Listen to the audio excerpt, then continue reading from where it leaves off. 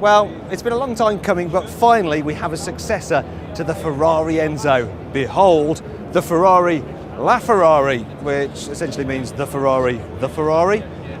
You'll forgive the silly name when you hear the performance stats. However, they're going to have to be good to beat another hypercar unveiled today, which I'll show you now. Well, here it is then, the rather lovely McLaren P1, and it's the spiritual successor to the awesome F1, and it has some pretty awesome performance stats actually, this car. It's powered by a 3.8 litre V8 twin turbo mated to an electric motor, and combined they produce 903 horsepower.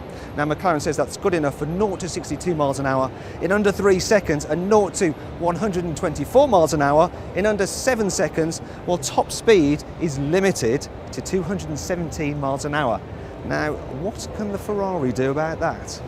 This is a 6.3 litre V12 with 800 horsepower, and it's mated to an electric motor, and combined they produce 950 horsepower, which is a little bit more horsepower than the McLaren has.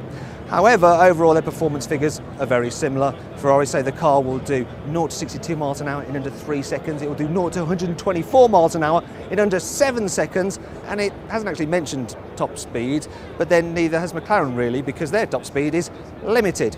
There is one figure where the McLaren beats the Ferrari though. This unit emits 330 grams per kilometre of carbon dioxide, which is pretty good for a hypercar. However, the McLaren only emits 200 grams per kilometre.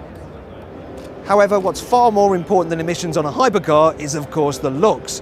The Ferrari's all-carbon body may have been partly crafted in the Formula 1 wind tunnel, but it still looks gorgeous.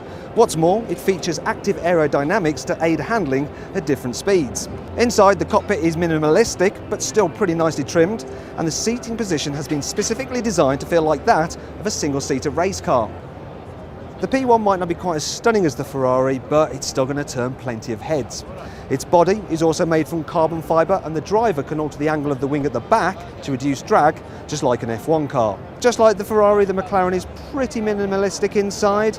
However, it features all McLaren's special ride technology. So you've got adaptive dampers, you've got adaptive roll control, you've also on this car got adaptive spring rates, and you can alter the ride height.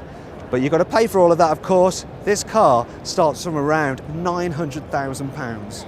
So, which of the two cars would I have, Ferrari or McLaren? Well, it'd be a nice decision to have to make, but I'm sitting in the one I'd rather have. Yes, it's the Ferrari, and I'm not just saying that because I want to get off their stand alive.